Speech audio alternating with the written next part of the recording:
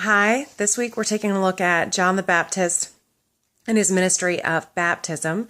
So I wanted to focus specifically on baptism because I can't take full credit for this, but I was talking with my mom one time about baptism and maybe my questions about why someone else needed to be the one to submerge you in the water and what the significance of that may have been. And she suggested that it may not have originally been the way that baptism was performed. So I looked into that a little bit. It does appear that there is some significance in the modern day Christian baptism to having someone submerge you and pull you back out. And I put that in the blog post, so take a look.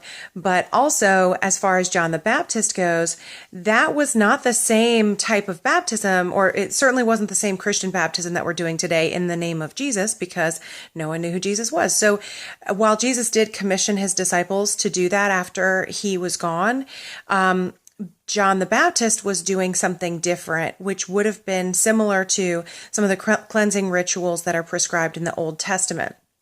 So this wasn't necessarily something new where he's standing out in the river and he's like, come here, let me put you in this water.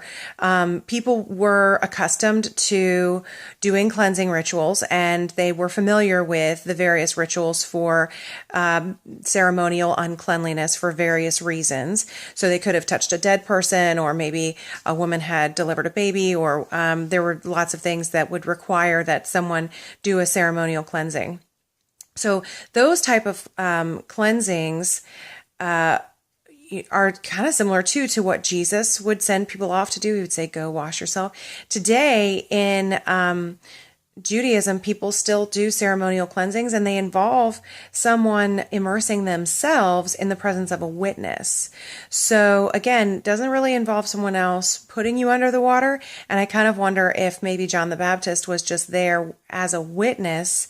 Certainly he was there as a witness to the deity of Christ. So if he's there just as a witness for these people to demonstrate that they had repented by immersing themselves in the water.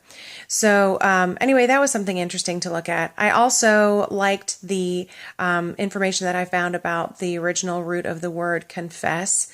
It apparently came from two words together, which basically meant agree that something was the same as. So rather than admission of guilt, or not rather, but really more than an admission of guilt, it's an agreement that you see your behavior the same way that God sees your behavior.